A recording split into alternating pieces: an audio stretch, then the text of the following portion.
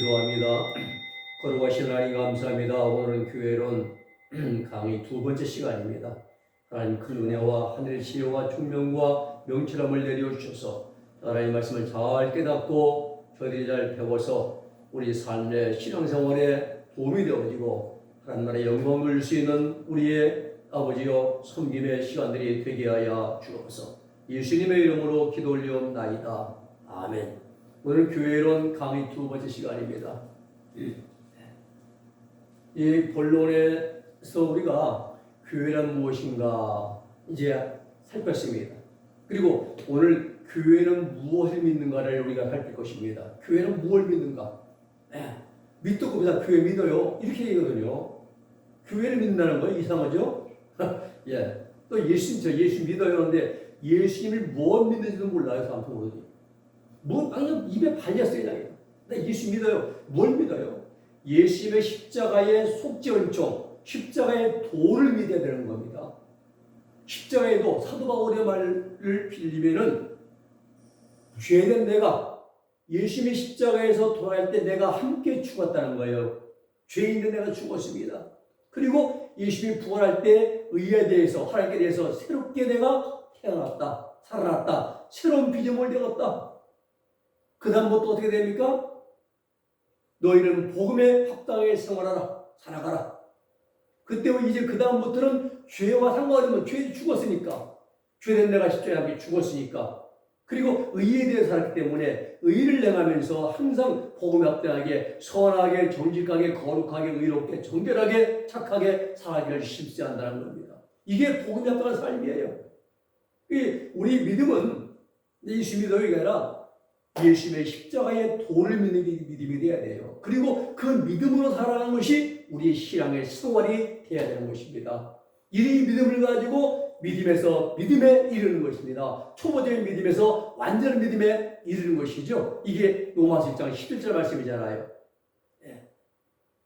밑도 끝도 없이 나 교회 믿어요. 예수 믿어요. 근데 우리가 바르게 뭘 분명히 알고 있게 우리가 이제 믿어야 되고 또 우리가 생활해야 됩니다. 자, 그럼 교회는 뭘 믿는가? 내 믿음 속에 있는 지식을 하나님의 말씀에 의지해서 내게 확신으로 다가와야 되는 거예요. 공고한 복음의 예수님을 내가 믿어야 되고요. 내기 예수님, 히브리서의 예수님, 야고보서의 예수님, 바울 서신의 13편의 모든 그 나온 예수님을 믿는 게 바로 우리가 믿는 믿음입니다. 교회에서, 그리고 교회는 세상에서 무엇을 하느냐? 예수님은 세상에서 어떤 교회를 세우려고 하셨는가? 바울의 교회가 아닙니다. 바울의 교회가 아니라 바울은요, 하나님 교회를 세우시기를 원했어요. 하나님 교회를 세우기를. 교회의 행동 원칙은요, 구원받은 성도는 세상에서 빛과 소금 되게 살아가야 하는 행동 원칙이 돼야 돼요. 세상이 어둠이면 우리는 빛을 행해야 되고, 세상에 죄악으로 부패가 쏟아졌으면 우리는 소금의 삶을 살아서 그들의 부패를 방지해 줄 수 있는, 어둠을 밝힐 수 있는 그러한 빛과 소금의 직분을 감당하면서 살아가야 되는 것이 구원받은 성도들 교회의 행동 원칙입니다. 그리고 교회의 신앙적 목표는 예수님이 피로 값주고 사신 교회는 신앙적인 어떤 가치와 목표를 세워가는가? 맹목적인 신앙이 아니라 예수님이 피로 값주고 사신 우리를 전부 다요. 그럼 나는 교회인데, 그럼 내 어떤 신앙적인 가치와 목표를 세우고 내가 이 신앙생활을 해나가야 되는가? 말씀을 살필 것입니다. 그리고 교회의 경건, 소망, 종말, 시한부 종말론이 아닙니다. 며칠 온 게 아니라 성경적인 종말론. 올 밤에 예수님 올지 모르는데 그러면 내가 어떻게 주님 맞이할 것인가? 여기에 대해서 우리가 공부하고 또 연구를 할 것입니다. 성경이 가르쳐주는 교회는요, 첫째, 하나님 백성입니다. 교회는 하나님 백성. 고린도후서 6장 16절에 보면은 하나님 백성, 저희는 나의 백성이 되리라 그랬어요. 베드로후서 2장 9절에 보면 하나님 백성, 그의 소유된 백성이라고 말씀합니다. 자, 그러면 어떻게 교회가 하나님 백성이 되느냐? 어떻게? 이유를 알아야죠. 구약시대 하나님 백성인 이스라엘 백성들의 신뢰를 보면 알 수가 있습니다. 여러분, 구약시대 이스라엘 백성들이 하나님 백성으로 이제 세움받게 되는데, 그것이 바로 증표가 뭐냐? 피언양이에요, 피언양. 피언양이에요. 하나님과 그리고 이스라엘 백성 사이에 계약이 체결됩니다. 계약. 신해산이죠. 신해산 계약인데 출애굽기 19장 20장에 나오잖아요. 하나님이 신해산에 강림하시고 또 짐승을 잡아서 하나님의 피를 뿌리고 백성들의 피를 뿌리고 모세가 중보자가 되고요. 그날부터 하나님은 이스라엘 하나님, 이스라엘 백성은 하나님 백성, 이렇게 이제 계약이 체결되는 것입니다. 피원약이에요. 이스라엘을 수렵시킨 하나님께서 출애굽기 19장 4절 6절 말씀 보니까 하나님 말씀에 모세에게 이스라엘 백성들을 이끌고 여기까지 와라. 1차로 어디 시내산입니다. 2달 걸려요. 거기까지. 2차는 가나안으로 와라 있어요. 가라 있어요. 출애굽기 19장 2절로 4절의 말씀 보면은 하나님께서 이스라엘 백성들과 구두로 계약을 체결하셔요. 구두로. 세계가 다 내게 속하였나니 너희가 내 말을 잘 듣고 내 언약을 지키면은 너희는 열국 중에서 내 소유가 될 것이다.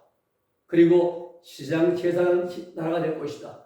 그리고 거룩한 백성이 될 것이다. 지킬 수 있겠느냐라고 하나님 말씀하십니다. 출애굽기 19장 2절 8절이에요.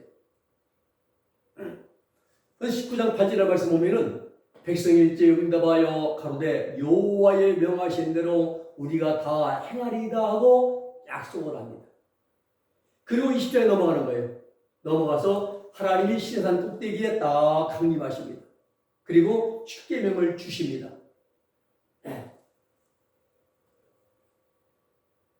하나님 위에 다른 실 두지 말라. 또 이제 안식일 겨울까지 지켜라. 또 하나님 이를 막는 일 긋지 말라. 바다나 물이나 땅에 있는 것도 만들지 말라 해서 말씀을 주시는 거예요. 1계명부터 4계명까지는 하나님에 대한 계명. 그 다음에 내 부모를 공경하라 부터 10계명까지는 1륜, 4인, 이웃 사이에 주신 계명이죠. 그리고 출애굽기 21장, 22장, 23장에 모세를 통해서 이스라엘 백성들이 하나님의 백성으로서 지켜야 할 윤리와 법도를 주십니다. 하나님의 백성으로서. 중요한 것이 출애굽기 24장 3절로 8절입니다. 뭡니까? 피언약이에요. 피언약. 이 출애굽기 24장 3절로 8절에 피언약을 체결하는 거예요. 피언약.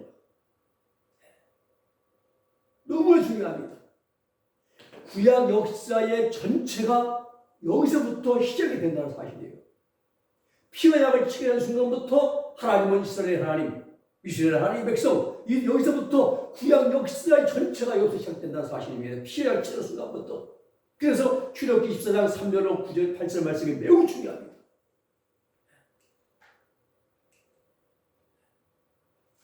출애굽기 24장 8절에 보면은 모세가 그 피를 취하여 백성에게 뿌려 가로되 이런 여호와께서 이 모든 말씀에 대하여 너희와 세우신 언약의 피니라. 언약의 피니라. 하나님이 하나님과 이스라엘 민족이요, 이 사이에 백성 사이에 이렇게 이제 계약을 체결합니다. 계약을 체결하죠. 모세가 중보, 공인중개사예요. 계약의 증거물은 피입니다. 화목제물입니다. 화목제물. 주는 평화 막힌 남을 모두 하셨네. 주는 평화 바로 유식법이라는 피죠. 화목제물이에요. 그리고 짐승을 잡아서 피를 뿌리는 거예요. 하나님 편에 뿌려요. 6절에서. 그리고 이스라엘 백성들 앞에 언약서를 낭독하고 또 피를 뿌립니다. 8절에서. 6절에 하나님 편에 피를 뿌리고요. 그리고 백성들 앞에 언약서를 낭독 딱 하고 7절에서 8절에서 백성들 향해서 피를 뿌립니다. 그 피를 주의 백성에게 뿌려 가로되 8절에요. 여호와께서 이 모든 말씀에 대하여 너희와 세우신 언약의 피니라 라고 뿌립니다. 그래서 계약이 성립이 된 거예요. 무슨 계약? 피 언약입니다. 피로. 이날부터 하나님 편에 피를 뿌리고 그 다음에 언약서를 낭독하고 이스라엘들 앞에 피를 뿌린 다음 이 순간부터 이날부터 하나님께서 이스라엘의 하나님이 되어주신 줄로 믿으시기를 바랍니다. 그래서 출애굽기 24장 3절로 8절 말씀이 매우 중요하다는 겁니다. 우리가 창세기 보면요 1장부터 11장까지는요 하나님이 온 인류를 전체로 상대하십니다. 전체로. 직접 상대하시죠. 직접. 그래서 홍수 사건도 바벨 사건도 마찬가지예요. 하나님이 직접 개입하시는 겁니다. 맨투맨. 그리고 창세기 12장부터는 하나님과 인간 사이에 중간 매개체가 등장합니다. 그가 바로 아브라함입니다. 아브라함아 너는 너의 본토 진짜 아비집을 떠나 내가 내게 명하는 땅으로 가라 할 때에 아브라함이 믿음으로 떠나잖아요. 믿음으로. 그래서 믿음의 효시라, 믿음의 조상이라 이렇게 말해요. 믿음의 조상이다. 그래서 그 아브라함, 이삭, 야곱의 후손들이 이스라엘이 되는 것입니다. 자, 하나님과 그 이스라엘 사이에 계약이 체결됐어요. 그게 바로 피언약이라, 피언약. 그런데 하나님이 교회에 새 언약을 이제 주셨습니다. 예레미야 31장 31절로 33절에 보면 시내산에서 체결하신 계약을 하나님이 파기했어요. 그리고 32절에는 옛 언약을 파기했어요. 이유는 뭐냐? 이스라엘 백성들이 하나님과의 언약을 파기했기 때문입니다. 그래서 새 언약을 세우신다 했어요.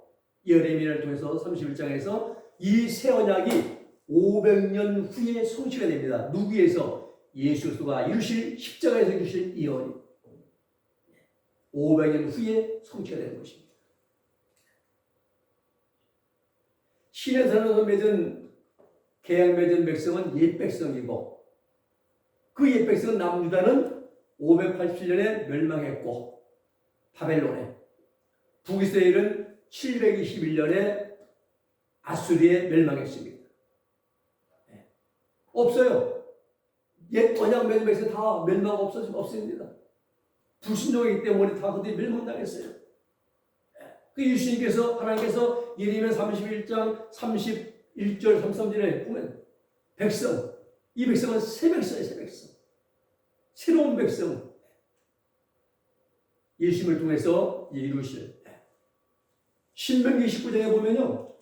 10절 13절에 하나님의 언약에 참여하고 맹세에 참여하고 하나님의 거룩한 백성의 택함을 받았건만 이루한 놀라운 언약을 받았건만 이스라엘이 계약 위반을 합니다. 이스라엘 위반하는 거예요.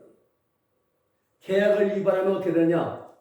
신명기 28장 1절 14절에 약속을 잘 지키면 복을 받고 들어가도 나와도 떡반죽 끓여서 복을 받고 그러나 약속을 어기면 위반하면 저주받는다고 기록했어요. 복은 여호와의 말씀에 순종하면 이 모든 복이 내게 임하리니 모든 민족에 뛰어난 복, 성읍에서도 복, 들에서도 복, 나가도 복, 들어와도 복, 자손의 복, 소생의 복, 토지소산의 복, 우양새끼, 짐승의 새끼 복이요 또 광주리에 또 이제 떡 반죽 끓이는 복, 들어와도 복, 나가도 복, 개적이 한 길로 왔다가 들고 도망가는 복, 손으로 하는 모든 일에 복을 주겠다 이렇게 말씀했어요. 그런데 이스라엘인들이 계약을 위반했습니다. 안 지킨 거예요. 그 사람이 새 언약을 체결하시는데 그것이 예레미야 31장 31절로 33절 말씀입니다.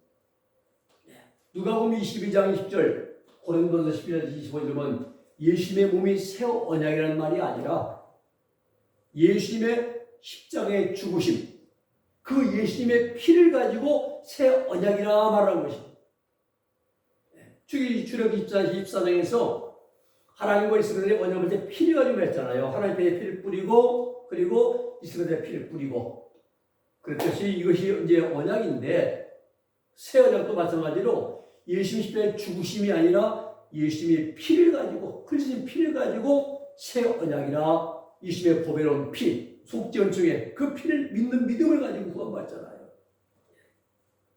옛 언약과 새 언약입니다. 옛 언약 하나님과 이스라엘 성 사이에 모세가 중보가 되는 겁니다. 옛 언약의 중보자가 모세였잖아요. 하나님과 이스라엘 그 사이에서 피를 가지고 뿌림으로 말미암아.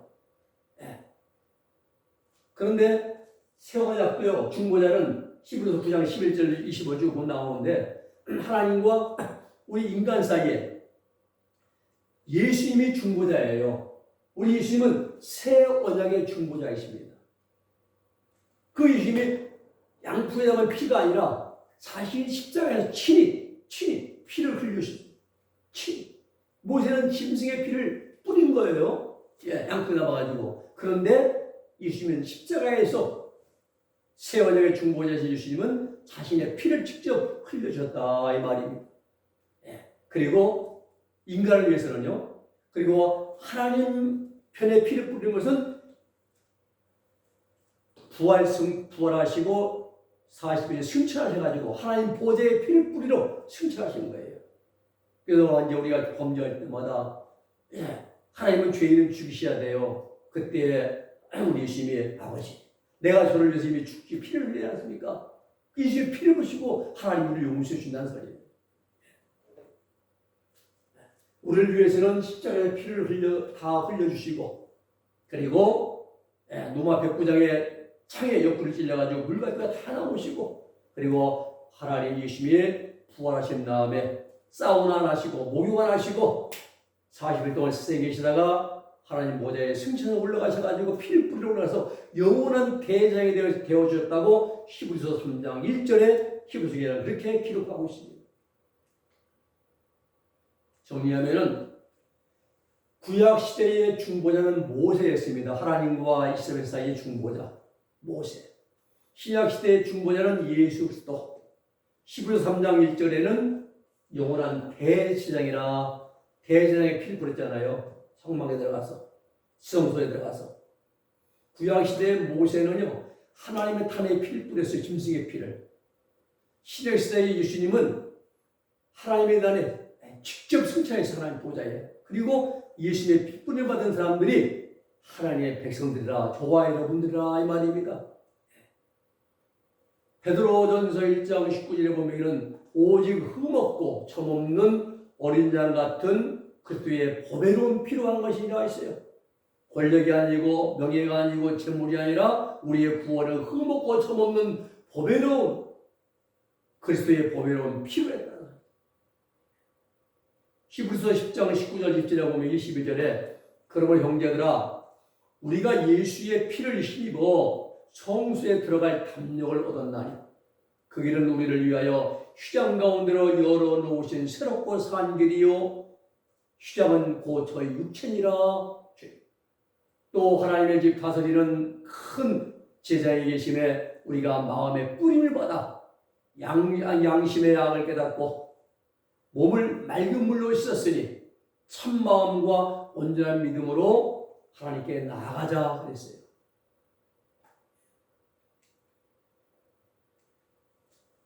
히브리서 12장 24절에 보면은 새 언약의 중보이신 예수와 및 아벨의 피보다 더 낫게 말하는 뿌린 피라 했어요. 십자가에서. 성령에 의해서 피뿌림 받는 거예요. 우리가 성령에 의해서 피뿌림 받는 겁니다. 그래서 교회는 하나님 백성이다. 하나님 백성이다.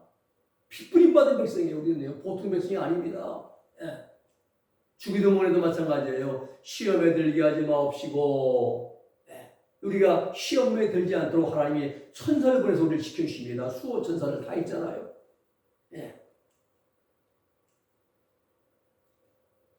제가 90년도에죠. 군산에서 이제 목회할 때 신방을 열었는데, 근데 이제 신방 예배 드렸는데 흰옷 입은 천사, 큰 천사가 제 뒤에 딱 서 있더란 거예요. 그 주인이 본 거예요. 교회를 우리 아들만 나왔거든요. 아드님만. 어머니는 이제 안 나오시고, 근데 이제 호감은 이제 좋은 갖고 있는데 안 나오셨어요. 근데 예배 시간에 그분의 환상이 열린 거예요. 열려가지고 큰 천신 천사가 딱 뒤에서 함께하는 걸 이제 본 거예요. 나중에 그 말씀 하시더라고요. 천사들은 우리를 수호해주고 지켜줍니다. 그래서 모든 천사들은 부르는 영으로서 우리가 부르는 게 아니에요. 우리는 천사 못 부릅니다. 야, 천사 이렇게 말 못해요. 우리는. 네. 하나님께서 부르시는 영이에요. 하나님께서 부르시는 영. 네. 그래서 모든 천사들은 부르는 영으로서 구원 얻을 후사들을 위하여 선비라고 보내시면 아니뇨라고 그렇게 말씀하고 있어요. 우리가 부르는 영이 아닙니다. 이해를 잘 하셔야 돼요. 하나님이 부르시는 영이라 이 말입니다. 네. 우리는 이렇게 오늘 여기까지 이제 두 번째 시간을 공부하고 세 번째는 우리 교회의 시대적 위치 여기에 대해서 또 연구를 할 것입니다. 기도하겠습니다. 하나님 아버지 감사합니다. 오늘 아버지의 또 말씀을 통해서 교회가 무엇을 믿는가? 하나님 이제 옛 언약은 짐승의 피를 가지고 언약을 맺었는데 이스라엘들이 파기했고 그의 하나님 아버지 다 멸망하고 하나님이 새로운 새 언약을 주겠다고 예레미야를 통해서 말씀하신 그 말씀을 통해서 예수님의 십자가를 진 보배로운 피 이것이 바로 새 언약의 피임을 우리에게 알게 하시고 이 새로운 언약의 피가 우리를 구원하시고 하나님 백성 삼아주심을 우리에게 알게 하심을 감사를 드립니다. 이제 우리 하나님 백성 된 자로서 하나님 말씀에 합당해 살아가며 순종하면서 항상 하나님 중심으로 살아갈 수 있는 우리들 모두가 되게 하여 주시옵소서. 예수님의 이름으로 기도 올리옵나이다. 아멘.